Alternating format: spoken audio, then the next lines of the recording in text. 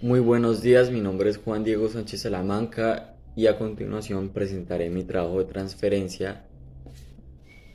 A continuación mencionaré el primer punto, que es hablar sobre las características de la literatura antigua. Como primer característica tenemos que es antropocentrista, porque el hombre era la media de todas las cosas. Es didáctico y pedagógico porque se podía moldear e imitar y rechazar. Es racionista porque la creación se determina por la razón. Es fatalista porque en obras se apreciaba la creencia de la predestinación. Es armónica entre la forma y el fondo porque en las obras tenía que haber como requisito la belleza y el equilibrio entre ambas cosas. Es estética porque buscaba la creación de la belleza, ya que el equilibrio entre ambos.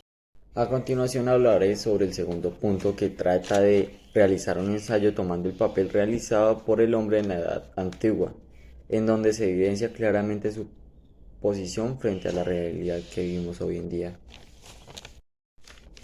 El hombre en la Edad Antigua y Edad Moderna. La Edad Antigua es la época histórica que transcurre desde el nacimiento de la primera civilización caracterizada por el comercio. Para hablar de esto,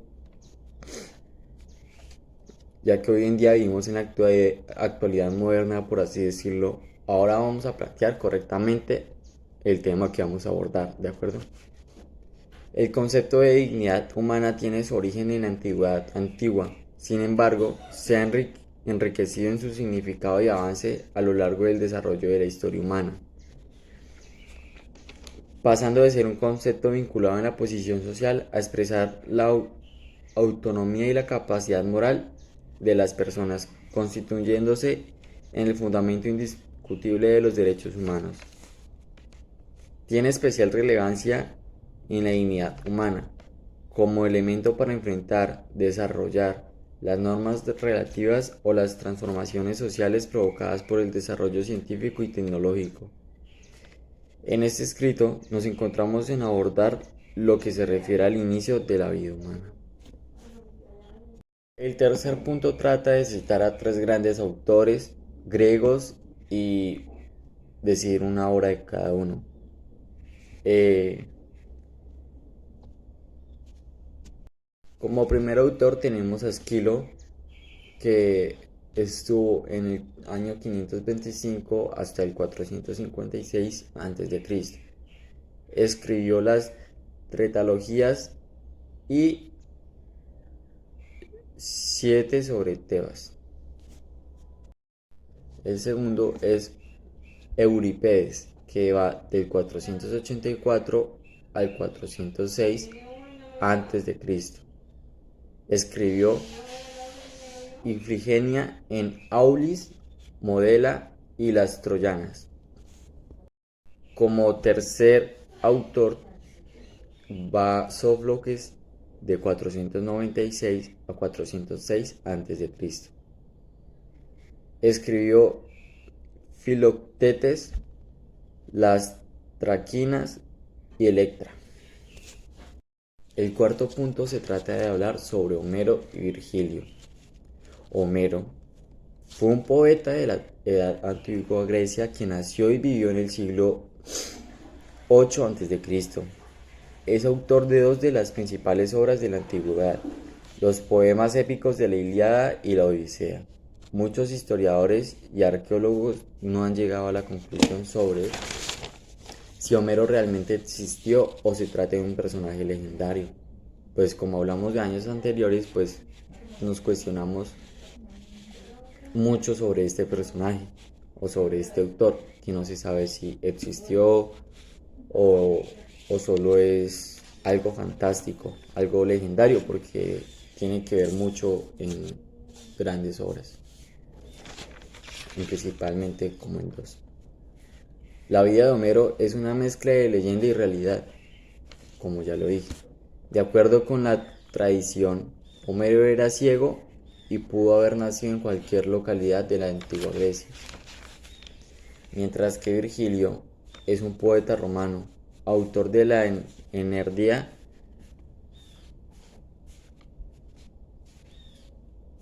las bucólicas y las geórgicas. En la obra donde Alighieri, la Divina Comedia, aparece como su guía a través del infierno y del purgatorio. Formado en las escuelas de Mantua, Cremona, Milán, Roma y Nápoles, se mantuvo siempre en contacto con los árculos culturales más notables y estudió filosofía, matemáticas y retórica. El quinto punto dice de qué trata la Ilíada. La Ilíada es una epopeya griega atribuida tradicionalmente de Homero, compuesta en hexámetros dactílicos y consta de versos, y su trama radica en la cólera. Narra los acontecimientos ocurridos durante sus días en el 10º y último año de la guerra de Troya. Sexto, que se evidencia como lo más destacado de la Odisea. La búsqueda que se hace Telemaco para ubicar a su padre Odiseo. Todas las aventuras y pruebas, incluyendo sus encuentros con cíclopes, monstruos, hechiceras, sirenas y demás personajes mitológicos, a lo que se somete y su tripulación en su viaje de vuelta a Ítaca. El séptimo punto trata sobre presentar mediante un escrito su crítica o su apoyo de los temas destacados de este periodo de la Edad Antigua. Para mí me pareció un tema demasiado bueno e importante. Nos enseña cómo fue todo en la Edad Antigua y es realmente interesante, aborda información realmente buena sobre la mitología. También deja una buena enseñanza y nos mantiene informados sobre un tema muy importante de muchísimos años atrás, con personajes pues que aún no se sabe si son reales o no, o si existieron o todavía seguimos con esa duda. El octavo punto es escribir 20 conectores que a su juicio sean los más utilizados para escribir. Entonces está al igual que, de igual forma, mejor que, lo mismo que, del mismo modo, tal como, luego, primero, es decir, por qué, además, para,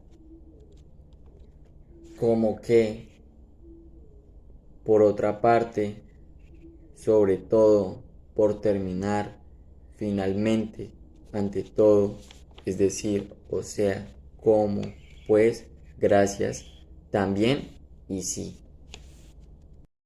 Noveno, mencione 5 palabras nuevas con su significado que se haya visto en este periodo. Primero, unificado, hacer varias cosas, una o un todo. Con célula, formar una idea o concepto en la mente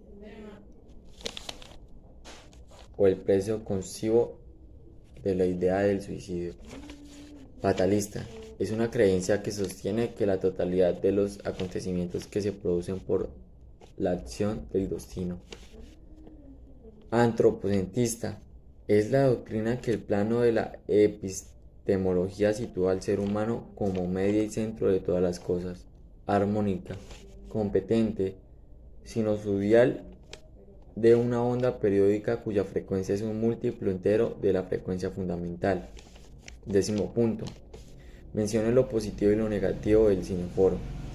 Lo positivo es poder ver películas, se aprende a memorizar más cosas importantes del tema que estamos tratando, reflexionar sobre lo que estamos viendo, algo fuera de lo común. Y como negativo, pues para mí hay muchas preguntas, a veces no lo entiendo, y memorizar muchas cosas a la vez, pues por mucho es complicado para mí. Así que este fue mi trabajo de literatura y espero que haya quedado muy bien. Muchísimas gracias. Es didáctico y pedagógico porque se podía moldear e imitar y rechazar. Es racionista porque la creación se determina por la razón. Es fatalista porque en obras se apreciaba la creencia de la predestinación. Es armónica entre la forma y el fondo porque en las obras tenía que haber como requisito la belleza y el equilibrio entre ambas cosas. Es estética porque buscaba la creación de la belleza. A continuación hablaré sobre el segundo punto, que trata de realizar un ensayo tomando el papel realizado por el hombre en la Edad Antigua, en donde se evidencia claramente su posición frente a la realidad que vivimos hoy en día.